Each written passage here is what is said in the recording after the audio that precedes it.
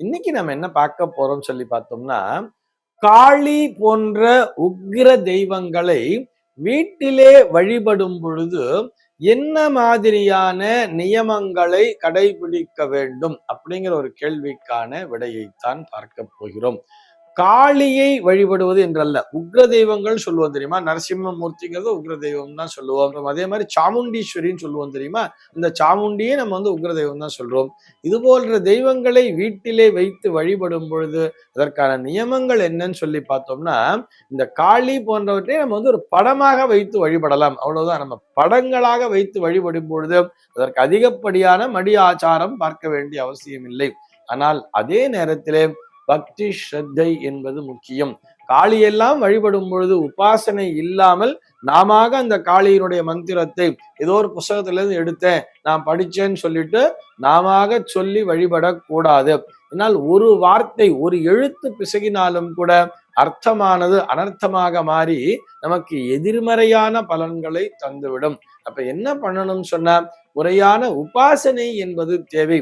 முறையான குருவிடம் சென்று அந்த குரு மூலமாக அந்த காளியினுடைய மந்திரத்தை கற்றுக்கொண்டு அதனை தொடர்ந்து நாம் அந்த பூஜைகளை செய்ய வேண்டும். அவைகள் உக்ர தெய்வங்களாக இருந்தாலும் அதற்காக நான் பலி தருகிறேன், என்னுடைய ரத்தத்தை கிழித்து நான் பலியை கொடுக்கிறேன், இந்த சினிமாவை பார்த்துலாம் நிறைய விஷயங்களை தவறான முறையிலே பின்பற்றவே கூடாது.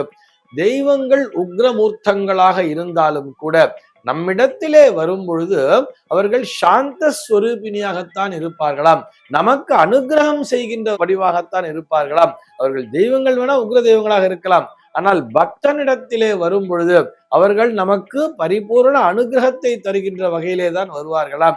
ஏன், நமக்கு தெனாலிராமன் கதை கூட தெரியுமே. தெனாலிராமன் என்ன பண்ணாரா, ஊர்ல இருக்கும்போது, அதாவது அவர் இந்த கிருஷ்ணதேவராயரினுடைய அரண்மனைக்கு வருவதற்கு முன்னால் ஊரிலே ஏதோ ரொம்ப கஷ்ட ஜீவனமாக நடத்தி கொண்டிருந்தார். என்ன பண்றதுன்னு தெரியல, மனைவி மக்கள் ஆயாச்சு, கல்யாணம் பண்ணியாச்சு, குழந்தையும் பிறந்தாச்சு, ஆனா வருமானம்ங்கிறது போறல. ரொம்ப கஷ்டமாக இருக்கும்போது சரி கோவில்ல போய் வழிபடலாம்னு சொல்லிட்டு காளி கோவிலுக்கு போய் வழிபட்டாராம். காளியை போய் வழிபடும் போது காளி தேவி அவருக்கு முன்னால் பிரத்யட்சமா வந்துட்டா. இவருடைய பூர்வ ஜன்ம பலன் நேரா பிரத்யட்சமா பக்தா என்ன வரம் வேண்டும் கேள் அப்படின்னு சொன்ன உடனேயே இவர் கலகலன்னு சிரிச்சுட்டாராம் காளியை பார்த்து.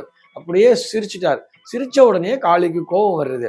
எதுக்கு நீ என்னை பார்த்து சிரிக்கிற அப்படின்னு கேட்ட உடனேயே, எங்களுக்கு ஒரு தலை இருக்கு, இந்த ஒரு தலையில தலைவலி வந்தாலே எங்களால தாங்க முடியல, உனக்கு பார்த்தா இத்தனை தலைகள் இருக்கிறதே, 18 தலைகளோடு நீ இருக்கிறாய், இத்தனை தலை உனக்கு இருக்கும்போது உனக்கு தலைவலி வந்தா நீ என்ன பண்ணுவேன்னு தெரியல, அதை நினைச்சே நான் சிரிச்சுட்டேன் அப்படின்னு சொன்னாராம்.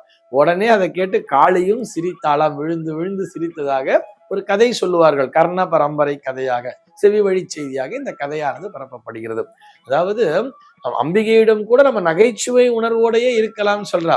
இறைவன் நம்மிடத்தில் எதிர்பார்ப்பதெல்லாம், தெய்வ சக்தி என்பது நம்மிடத்தில் எதிர்பார்ப்பதெல்லாம் அவளோடு நாம் பக்தி ஸ்ரத்தையோடு ஒன்றி போயிருக்கிறோமா என்பதைத்தான். அவர்களோடு ஒன்றாக இணைந்திருந்தாலே போதுமானதுன்னு சொல்றோம். ஆக அங்க என்ன பண்ணணும், காளி அல்லது நரசிம்மர் அல்லது நம்ம சரபேஸ்வரர் போன்ற தெய்வங்களை கூட எடுத்துக்கலாம். பிரித்யங்கரா, சூலினி, துர்காலாம் இருக்கா இல்லையா, இது போன்ற உக்ர தெய்வங்களை வழிபடும் பொழுது நம்முடைய கவனமானது அங்கேதான் முழுக்க முழுக்க இருக்க வேண்டும். சிந்தனை சிதறல் என்பது இருக்கக்கூடாது. நம்மிடத்திலே நற்சிந்தனைகள் என்பது மட்டுமே இருக்க வேண்டும். நற்சிந்தனைகளோடு கூடி அந்த பூஜையை செய்யும் பொழுது நமக்கு பரிபூர்ணமான பலன் என்பது கிடைக்கும். அந்த இடத்துல அதனை விட்டுட்டு எனக்கு இப்படி நடந்துட்டா நான் என்ன பண்ணுவேன், நம்ம பூஜை பண்ணிட்டே இருப்போம். நிறைய பேருக்கு அதான் மனசுல ஓடிண்டே இருக்கும். ஒரு சுவாமியை போய் ஒரு கோவில்ல போய் பூஜை பண்ணிட்டே இருக்கும் பொழுது வாசல்ல வண்டியை நிறுத்திட்டு வந்திருக்கேன், வண்டி காணாம போயிடுச்சுன்னா என்ன ஆகும் அப்படிங்கிற மாதிரி ஒரு யோசனை போகும். ஒரு நெகட்டிவான சிந்தனை. இப்ப எங்க வீட்டுக்காரர் ஆபீஸுக்கு போயிட்டே இருக்காரு, அவருக்கு திடீர்னு அடிபட்டுச்சுன்னா என்ன ஆகுங்கிற மாதிரி ஒரு எதிர்மறை சிந்தனைகளை கொண்டு நம்ம பூஜை பண்ணோம்னு சொன்னா அது அப்படியே நடந்து விடும். அதுவும் இது போன்ற உக்ரமான தெய்வங்களை பூஜிக்கும் பொழுது நாம் மனதிலே என்ன நினைக்கிறோமோ அது அப்படியே நடந்து விடும் அப்படிங்கிற மாதிரி நமக்கு பெரியவாள்லாம் சொல்லி கொடுத்துருக்கா. அப்ப நம்ம எப்படி நினைக்கணும், மனசுக்குள்ளாக எல்லாவற்றையும் நல்லதாகவே நினைக்க வேண்டும். நாமும் நன்றாக இருக்க வேண்டும், நம்மை சுற்றி இருப்பவர்களும் நல்லபடியாக வாழ்ந்து கொண்டிருக்க வேண்டும் என்கின்ற அந்த நேர்மறை சிந்தனைகளை கொண்டு இது போன்ற உக்ர தெய்வங்களை வீட்டிலே தாராளமாக பூஜிக்கலாம். தயவு செய்து எதிர்மறை சிந்தனைகளை கொண்டவர்கள், என்னையும் அறியா மனசுக்குள்ள ஒரு பயம் இருந்துகிட்டே இருக்குன்னு சொன்னா, இவர்கள்லாம் உக்ர தெய்வங்களை வழிபடுவது நல்லது. ஆனால் ஆலயத்திலே சென்று வழிபடுங்கள். வீட்டிற்குள்ளாக உட்கார்ந்து வழிபடாதீங்கோ. நமக்கு எவர் ஒருவர் மனோ ரீதியாக பலமாக இருக்கிறார்களோ, மனசு ரீதியா ரொம்ப ஸ்ட்ராங்காக இருக்கிறார்களோ, எதையும் தாங்கும் இதயத்தை எவர் ஒருவர் கொண்டிருப்பாரோ அவர்கள் மட்டும் வீட்டிலே இது போன்ற உக்ர தெய்வங்களை பூஜித்தால் போதுமானதுங்கிறதுக்காக சொல்றோம்.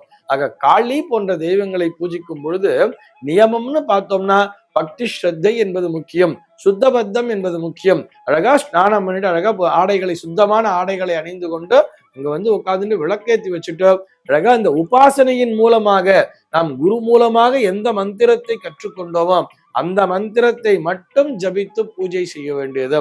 உக்ர தெய்வங்களுக்கு பிரியம் அப்படின்னு வரும்பொழுது அவசியம் தேனை நைவேத்தியம் செய்ய வேண்டியது.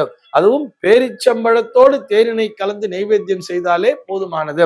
அதனை அம்பிகையானவள் முழு மனதோடு ஏற்றுக்கொள்வார். இது போல உக்ர தெய்வங்களை பூஜிக்கும் பொழுது அங்கே மது, அதாவது சுத்தமான தேன். மதுன்னு சொன்னா நீங்க வேற எதையோ நினைச்சுக்க போறேன். மதுன்னு சொன்னா சுத்தமான தேனுக்கு பெயர். அந்த சுத்தமான தேனை நைவேத்தியம் செய்யும் பொழுது நமக்கு பரிபூர்ணமான ஆசீர்வாதம் என்பது கிடைக்கும். நைவேத்தியம் செய்துவிட்டு அந்த தேன் கலந்த அந்த பேரிச்சம்பழத்தையே நாம் பிரசாதமாக உட்கொள்ளும் பொழுது அந்த காளி தேவியினுடைய சக்தியானது நமக்குள்ளாக இறங்கும். எதையும் தாங்கும் மனப்பக்குவத்தை நாம் பெற்றுக்கொள்வோம். இது போன்ற சந்தேகங்கள் உங்கள் மனதிலே தோன்றலாம். உங்கள் மனதிலே தோன்றக்கூடிய சந்தேகங்களை கீழே உள்ள வாட்ஸ்அப் எண்ணிற்கு அனுப்புங்கள். நம்முடைய அர்த்தமுள்ள ஆன்மீகம் பகுதியில் அவை பற்றி விரிவாக விவாதிக்கலாம். சர்வே ஜனாஹ சுகினோ பவந்து.